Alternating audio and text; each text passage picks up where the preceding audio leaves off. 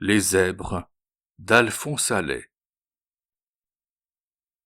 Ça te ferait-il bien plaisir d'assister à un spectacle vraiment curieux et que tu ne peux pas te vanter d'avoir contemplé souvent, toi qui es du pays?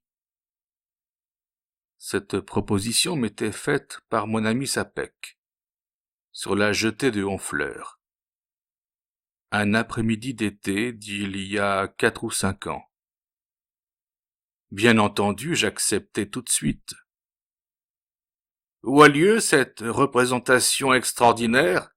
Demandai-je. Et quand? Vers 4 ou 5 heures à Villerville sur la route. Diable! Nous n'avons que le temps. Nous l'avons! Ma voiture nous attend devant le cheval blanc. Et nous voilà partis au galop, de 2 petits chevaux attelés en tandem. 1 heure après, tout Villerville, artistes, touristes, bourgeois, indigènes, avertis qu'il allait se passer des choses peu coutumières, s'échelonnait sur la route qui mène de Honfleur à Trouville. Les attentions se surexcitaient au plus haut point. Sapec, vivement sollicité, se renfermait dans un mystérieux mutisme. « Tenez !» s'écria-t-il tout à coup. « En voilà un !»« Un quoi ?» Tous les regards se dirigèrent, anxieux, vers le nuage de poussière que désignait le doigt fatidique de Sapec. Et l'on vit apparaître un tilbury, monté par un monsieur et une dame, lequel tilbury traîné par un zèbre. Un beau zèbre bien découplé, de haute taille, se rapprochant par ses formes, plus du cheval que du mulet. Le monsieur et la dame du tilbury semblèrent peu flattés de l'attention dont ils étaient l'objet. L'homme murmura des paroles, probablement désobligeantes, à l'égard de la population. « En voilà un autre !» reprit Sapec. C'était en effet un autre zèbre, attelé à une carriole où s'entassait une petite famille. Moins élégant de forme que le premier, le second zèbre faisait pourtant honneur à la réputation de rapidité qui honore ses congénères.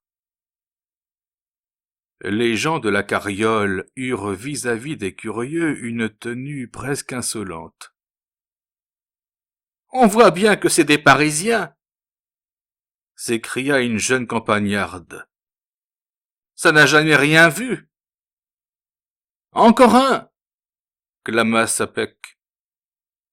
Et les zèbres succédèrent aux zèbres, tous différents d'allure et de forme.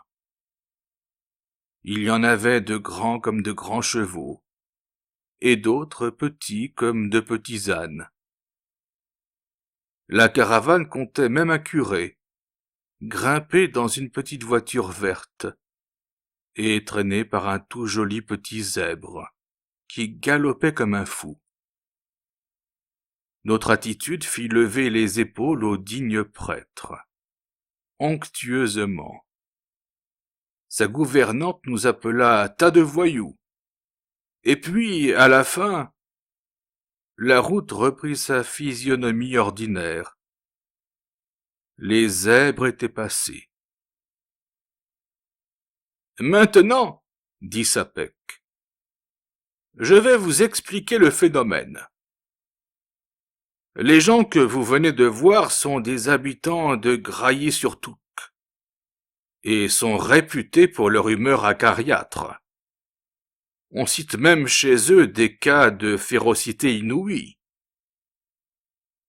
Depuis les temps les plus reculés, ils emploient pour la traction et les travaux des champs les zèbres, dont il vous a été donné de contempler quelques échantillons. Ils se montrent très jaloux de leurs bêtes, et n'ont jamais voulu en vendre une seule aux gens des autres communes. On suppose que Grailly-sur-Touques est une ancienne colonie africaine, amenée en Normandie par Jules César. Les savants ne sont pas bien d'accord sur ce cas très curieux d'ethnographie. Le lendemain, j'eus du phénomène une explication moins ethnographique, mais plus plausible. Je rencontrai la bonne mère Toutain, l'hôtesse de la ferme Siméon, où logeait Sapec. La mère Toutain était dans tous ses états. « Ah, il m'en a fait des histoires, votre ami Sapec. Imaginez-vous qu'il est venu hier des gens de la paroisse de Grailly en pèlerinage à Notre-Dame de Grâce. Ces gens ont mis leurs chevaux et leurs ânes à notre écurie. Monsieur Sapec a envoyé tout mon monde lui faire des commissions en ville. Moi, j'étais à mon marché. Pendant ce temps-là, monsieur Sapec a été emprunter des pots de peinture au peintre qui travaille à la maison de monsieur Dufay. Et il a fait des réas à tous les chevaux et à tous les bourris des gens de Grailly. Quand on s'en est aperçu, la peinture était sèche. Pas moyen de l'enlever.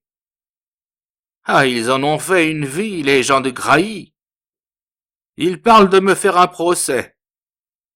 Sacré monsieur Sapec, va.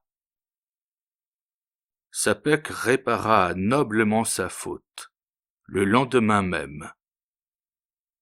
Il recruta une dizaine de ces lascars oisifs et mal tenus, qui sont l'ornement des ports de mer. Il empila ce joli monde dans un immense char-à-banc, avec une provision de brosses, d'étrilles et quelques bidons d'essence.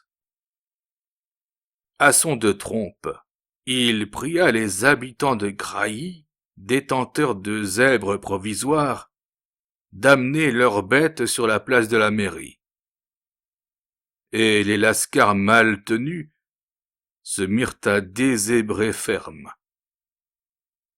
Quelques heures plus tard, il n'y avait pas plus de zèbres dans l'ancienne colonie africaine que sur ma main.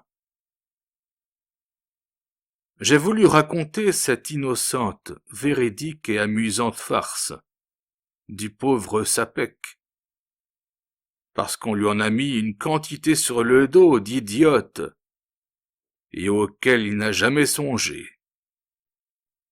Et puis je ne suis pas fâché de détromper les quelques touristes ingénus, qui pourraient croire au fourmillement du zèbre sur certains points de la côte normande.